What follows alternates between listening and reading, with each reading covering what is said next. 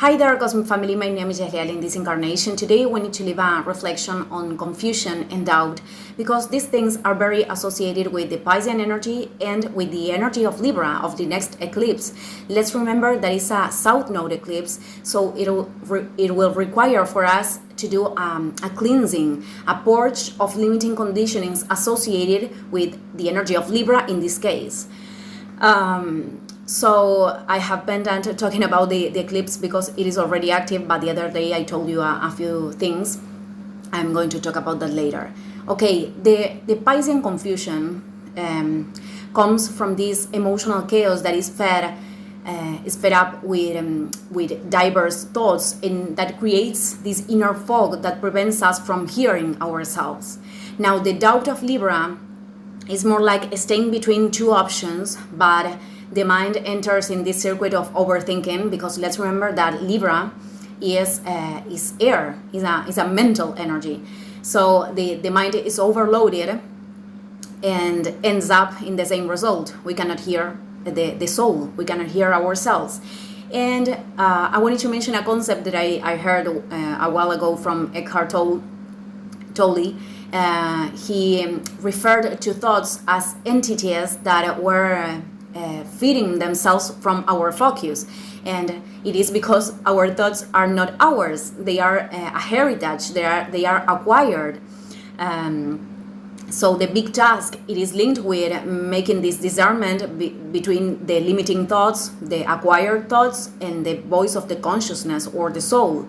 And obviously the darker they are, dense energies are operating, that they are finding resonance in ourselves. So that's why when we are feeling anxiety, it's very common to have catastrophic thoughts, catastrophic thoughts of the future.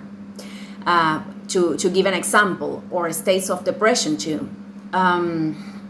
So the inner voice, we know when it is talking to us because it's very, very loving, and the inner voice never speaks to us from a place of judgment, not judging ourselves nor judging other people. It could do a recognition of something that we have to change, but it doesn't come from a place of judgment.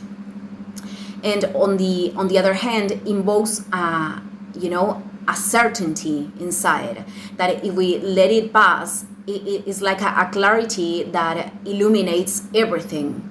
It is very, very simple. So as always, presence is fundamental because it is the only way to transcend confusion and doubt. Because obviously this happens when we have to take important decisions, especially when we have to take important decisions. Because the mind is trying to protect itself by attacking itself in certain way, and the mind does it with specific patterns that have been repeating during our whole lives. So we have this tendency to re-identify ourselves with them. It is like a form to sabotage the advance to the unknown. So at the moment that this starts, if we are capable of observing ourselves, we can say no to those thoughts. We can say literally, I don't need this right now, and to put the focus on other thing. In other videos, I also explained how useful it is to come back to the body, because when we start to feel the body, this makes easier to return to the presence. So when we do this, when we do this in the first stages, we are able to transcend the state of confusion or doubt without going through all the energetic drain.